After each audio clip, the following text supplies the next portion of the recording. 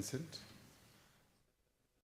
Your Excellency President Zelensky, President of Ukraine, ambassadors and ministers from both Ukraine and South Africa who are here, and senior officials of both our governments, and of course members of the media.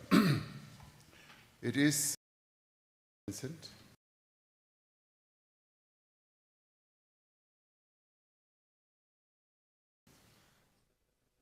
Your Excellency President Zelensky, President of Ukraine, ambassadors and ministers from both Ukraine and South Africa who are here, and senior officials of both our governments, and of course members of the media. It is my distinct honor to receive President Zelensky here in South Africa, together with his delegation. President Zelensky and I have met on a number of occasions in various summits, and he's always expressed the desire to come to South Africa. And because of the links that we have had with Ukraine and himself, we thought it wise that he should come.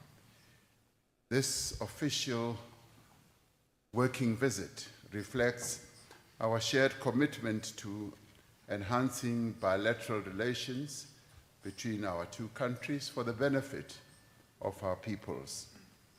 This, in many ways, is a historic visit because this is the first time the head of state of Ukraine is visiting South Africa in the 33 years since we established formal diplomatic relations between South Africa and Ukraine. We acknowledge with great appreciation the support that we received from Ukraine during our liberation struggle.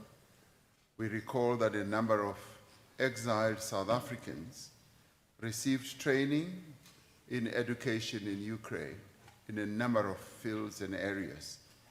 In June 2023, I had the honor of meeting President Zelensky in Kyiv as part of the African Peace Initiative. Since then, we have maintained ongoing dialogue between our two countries and our diplomats. We've been engaging together with many other countries in the various preparatory talks for installing peace in Ukraine, and we've engaged in a number of other initiatives. For instance, when the African Peace Initiative leaders, African leaders were in Ukraine and Russia, one of the issues that we put on the table was a comprehensive and unconditional ceasefire. We also put on the table the return of the children who were taken to Russia. We also put on the table the exchange of those soldiers who were either captured by Russia or Ukraine. So the dealings that we have had with other countries, with Ukraine, have been quite extensive in a number of ways. We have just concluded with President Zelensky successful talks during which we exchange views on how to consolidate and deepen the bilateral relations between our two countries. We also discussed how ministers from both sides can engage to deepen and broaden those relations. We noted a growing interest in expanding relations in peace diplomacy, post-conflict reconstruction, and development, and the empowerment of our people, especially women. We also discussed the opportunities for cooperation in areas such as agriculture, trade, education, infrastructure, and energy, and other social engagements. We are pleased that our ministers have held discussions amongst themselves to strengthen the various areas in which we can cooperate between our two respective countries. We acknowledge the significant strides that Ukraine has taken, and in particular, President Zelensky, to expand relations with the African continent. We note the provision of grain in areas of food, the expansion of agricultural cooperation, and the opening up of the grain hub to the port of Mombasa in Kenya. These are direct outcomes of discussions that were held when we visited Kyiv in June 2023 as part of the African Peace Initiative. Our engagement today was an opportunity to discuss our shared interest in advancing peace, security, stability, and sustainable development on the continent, in Ukraine, and across the world. We have reinforced our common commitment to the respect of the rule of law in international relations, multilateralism, the central role that the United Nations plays in global governance, and the maintenance of global peace and security. South Africa is deeply concerned about the continuing conflict in Ukraine, the continuing loss of civilian lives, the damage to critical infrastructure, and deteriorating humanitarian situation. South Africa believes that the only path to peace is through diplomacy, inclusive dialogue, and a commitment to the principles of the United Nations Charter. This includes the principle that all member states should settle their international disputes by peaceful means. From the experience of our own journey from the nightmare of apartheid to democracy, we value the importance of engaging all parties to conflicts to achieve peace and a just, enduring solution to wars and conflicts. If there is one thing that our history as South Africans has taught us, it is that diplomacy and dialogue are more powerful than any weapon that anyone can use. It is this understanding that informed South Africa to participate in the African Peace Initiative and South Africa's subsequent and continuing participation in the Ukraine peace formula. I had an opportunity to speak to President Trump yesterday, or this morning rather, to discuss the peace process in Ukraine. We both agreed that the war should be brought to an end as soon as possible to prevent further death and destruction. President Trump and I also agreed to meet soon to address the various other matters regarding our relations between South Africa and the United States. We both spoke about the need to foster good relations between our two countries. Earlier in the week, I had a call with President Vladimir Putin, where we both committed to work together towards a peaceful resolution of the Russia-Ukraine conflict. South Africa stands ready to continue to support all credible as well as inclusive multilateral efforts at achieving a just and sustainable comprehensive peace. And we call upon all parties, both Russia and Ukraine, to ensure that there is a comprehensive ceasefire, an unconditional ceasefire, so that discussions and negotiations can start between the two countries. President Zelensky, as he himself will say, told me that as Ukraine, they are ready to engage in discussions and negotiations with Russia, and they are also ready to have a comprehensive, unconditional ceasefire. This, we believe, is the best way towards ending the war between Russia and Ukraine. So we have today, between myself and President Zelensky, reaffirmed the bonds of friendship and solidarity that exist between our two countries. We look forward to continued engagement and cooperation that benefits our peoples and our two countries. President Zelensky, I hope that you will leave our shores of South Africa with good memories. Much as your visit has been really short, I do hope that in time to come, you will come back to visit the most beautiful country in the world, South Africa. Thank you very much. Thank you.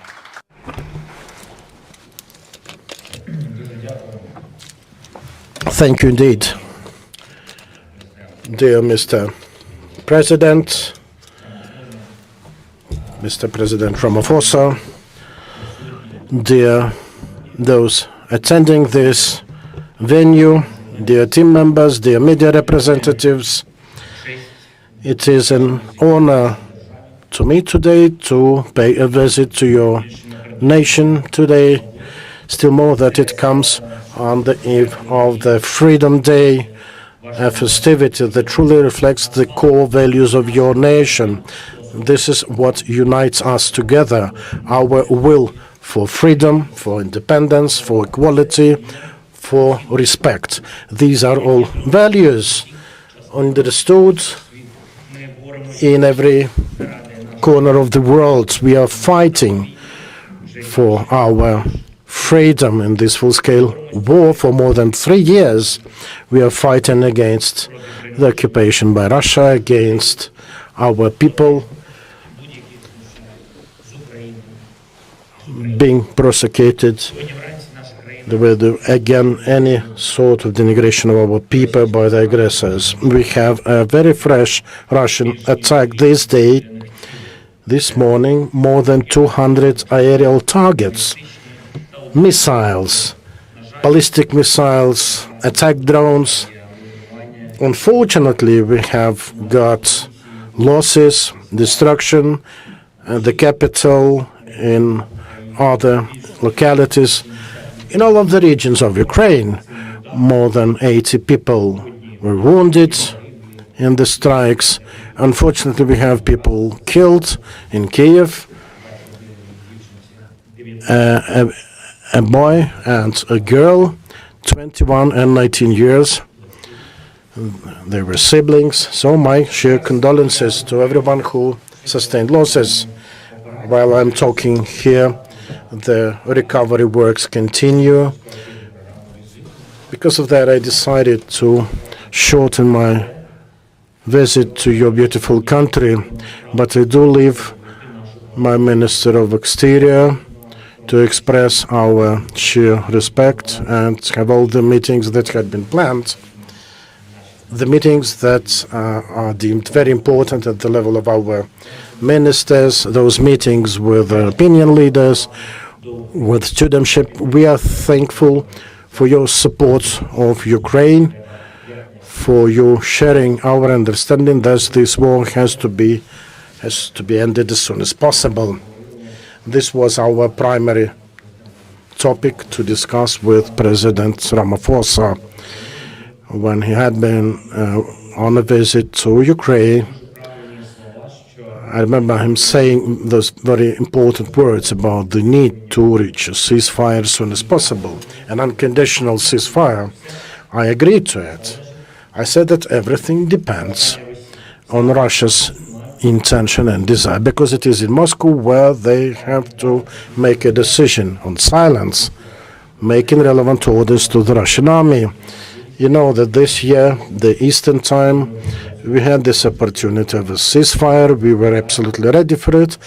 We acted in a mirror way, responding only to Russian attacks. Ukraine defended itself. Unfortunately, after that, Russia renewed its assaults on the front line, the strikes against the civilian infrastructure. Today we discussed with the President the importance to unite global efforts to have this aggregate pressure on Russia for the sake of peace to stop the war. We also discussed the importance of the G20 level.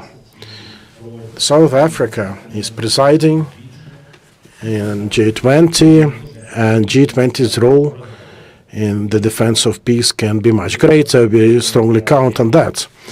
It is also very important, our bilateral agenda. Ukraine is keenly interested in energy security matters, in fertilizer production.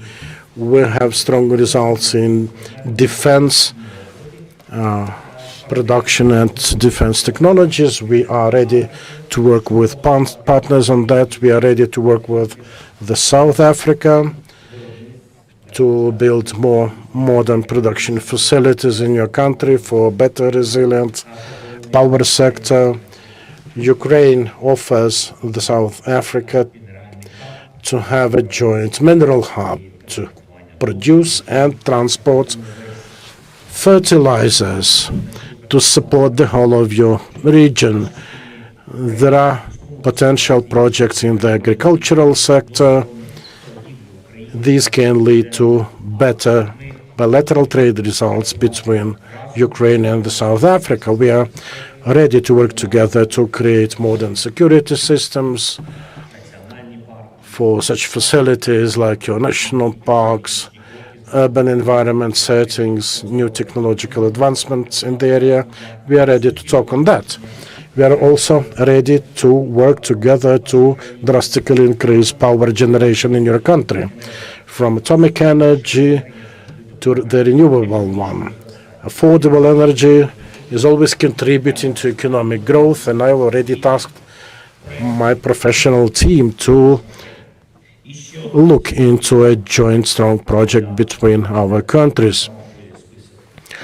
I presented President Ramaphosa with a list of 400 Ukrainian children. It's very important for us to look after them. They are being kept against their will in Russia, and we have this horrible problem with Russians kidnapping on the temporarily occupied territories, hundreds of thousands, dozens of thousands actually, of kids.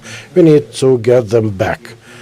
Likewise, that we need to get back the POWs, the civilians captured and contained in Russia in inhumane condition.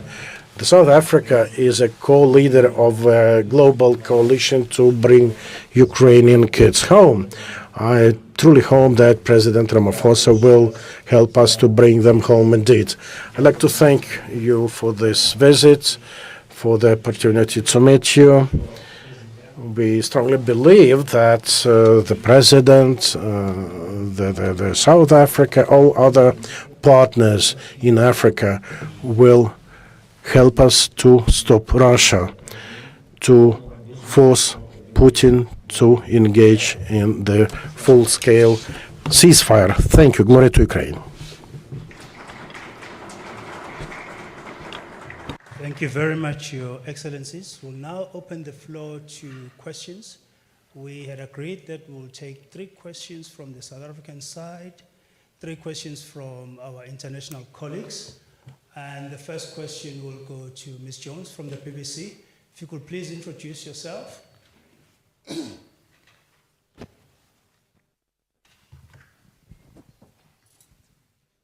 Hi, good morning. This is Maini Jones with the BBC. This question is for President Zelensky, but also President Ramaphosa. It'd be good to get your thoughts on it.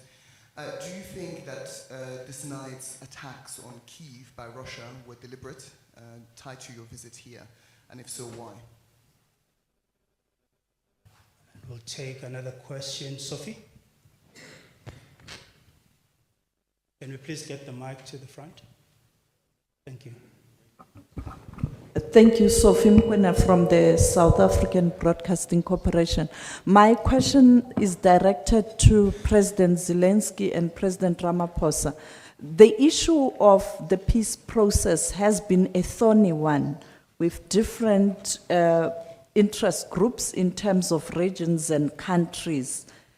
But President Ramaphosa, you spoke to President Trump, you spoke to President Zelensky, you spoke to President Putin, and you do engage with the European Union. Is there a possibility for ceasefire? And who will be the guarantors? And this question is directed to both President Ramaphosa and President Zelensky. And lastly, on the President Trump's issue in particular, and the question is directed to the two leaders. The United States of America in recent time has been pushing for an agreement. And it looks like yesterday, Washington was impatient. Is there a room for the US posture in terms of playing a more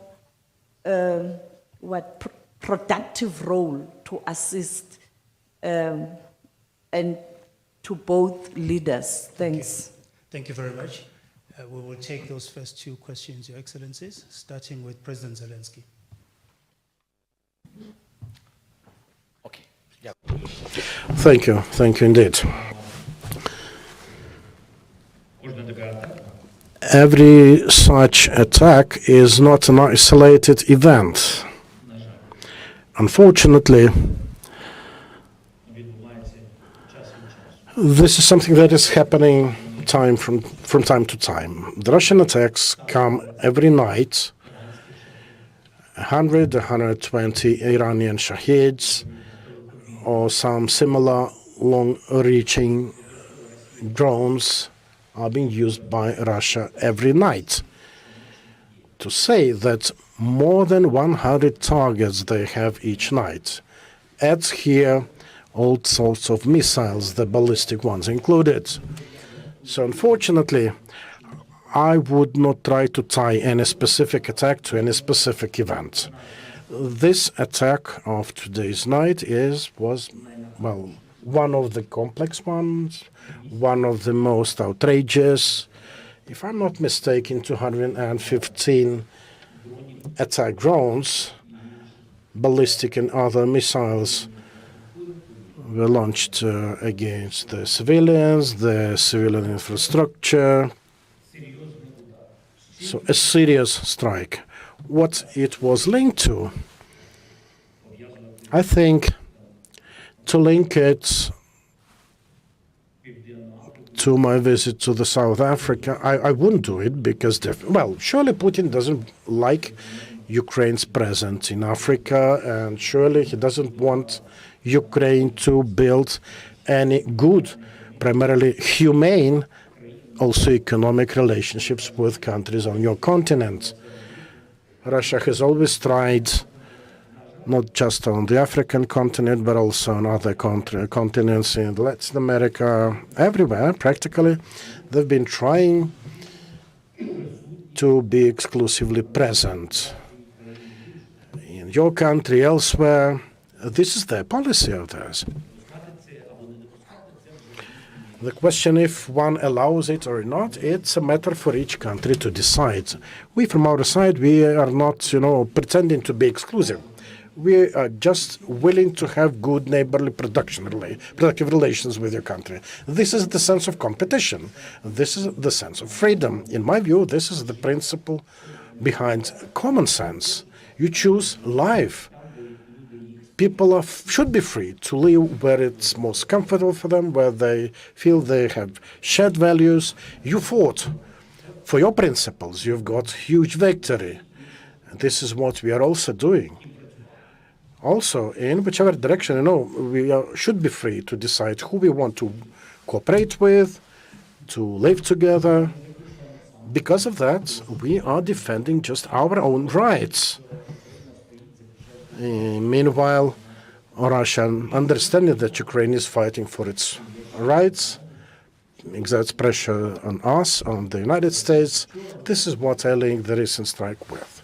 We had a meeting in London yesterday, and Indeed, the European nations and the United States of America present there, Ukraine, the UK, France, the United States were represented there. There was a discussion yesterday. It did end. It wasn't an easy one, but it was constructive, and it ended not in discrepancies, but in the intention to continue working together. So I'm sure that Russia counted on some huge scandal yesterday. I remember some emotions seeping into the media on that, but emotions, well, they will remain emotions. Russia dislikes any union around Ukraine, because if Ukraine is alone, it will become a much easier target for Russia. Though, frankly speaking, for 3 years of this war, we've shown our big strength, and actually we are stronger than we were in the early days. Believe us, we are much stronger now, but probably it is us who want the most this war to stop. This is our sheer desire. And that was the starting point of our talk and meeting with President Ramaphosa. It was the primary consideration, how to stop this war, how to curse Russia for this comprehensive, unconditional ceasefire. And the second question for our discussion wasn't about energy safety, though it's an important matter. It was about children, how to save their lives. The South Africa has already helped us a lot, and we want you to help us even more. Because of that, we have this priority list, and it goes as it goes. Yesterday in London, again, the priority topic number one was how to end this war. Not how to launch another bout of it, but how to end it. This is what's about the attack. Again, it doesn't work like this. If Russia declares its readiness to a ceasefire, first of all, they have to stop dealing these massive strikes against Ukraine. I'm not sure whose patience is wearing thin and where, but I think that the patience ultimately will wear thin among the Ukrainians, because it is us who are suffering these strikes. I wouldn't wish anyone to feel it, but it is us who suffer those Russian missiles. Sorry for probably taking too much time to respond, Mr. President.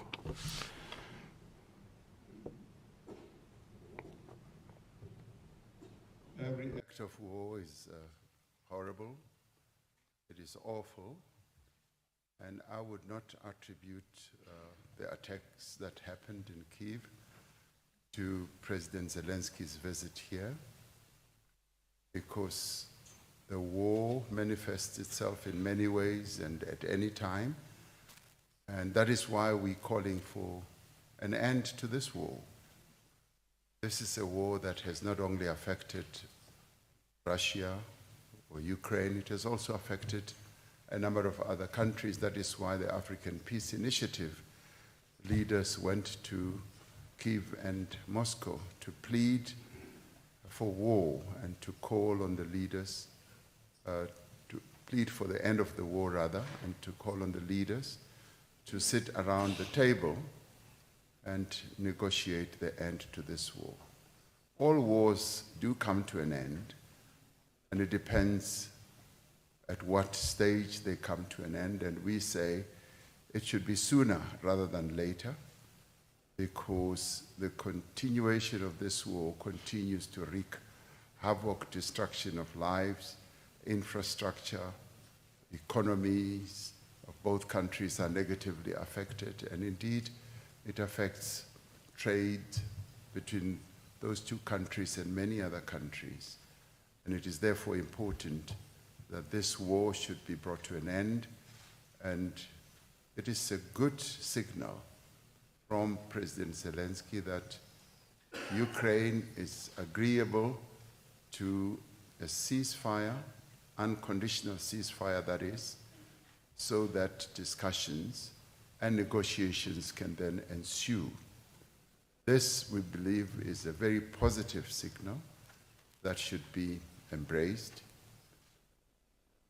My sister Sophie asks who would be the guarantors of this peace process. I think the world as a whole is ready to act as guarantors.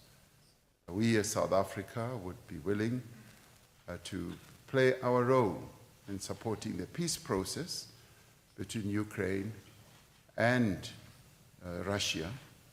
And I do believe that leaders on the African continent who went to Russia and Ukraine would be willing to play that positive role as well.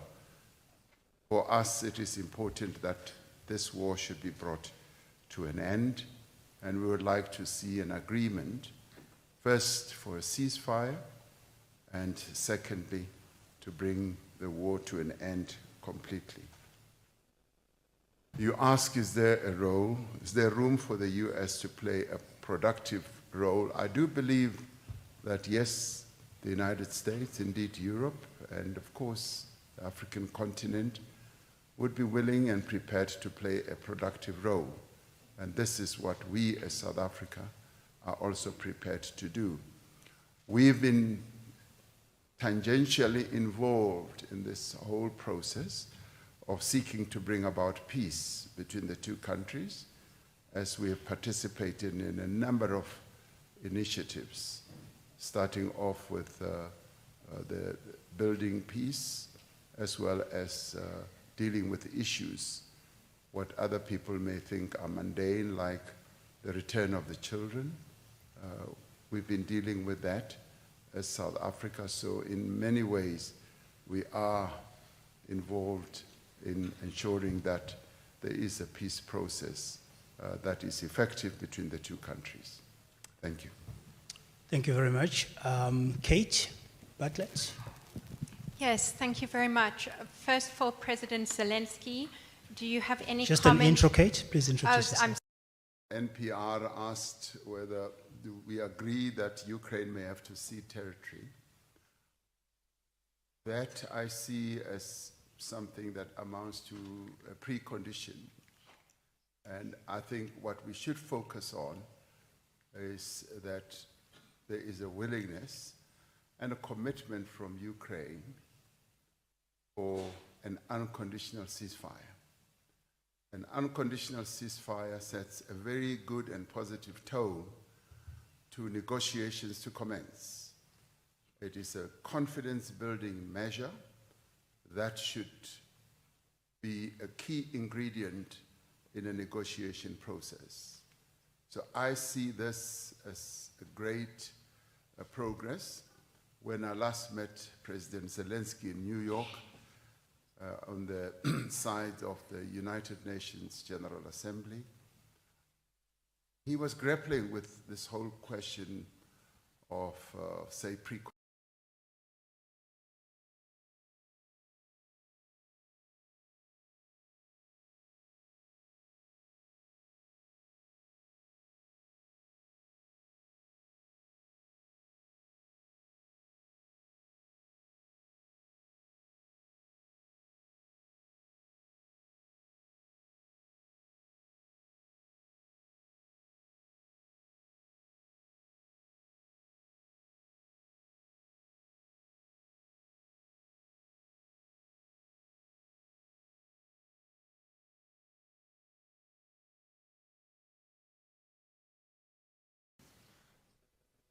Your Excellency, President Zelensky, President of Ukraine, ambassadors and ministers from both Ukraine and South Africa who are here, governments,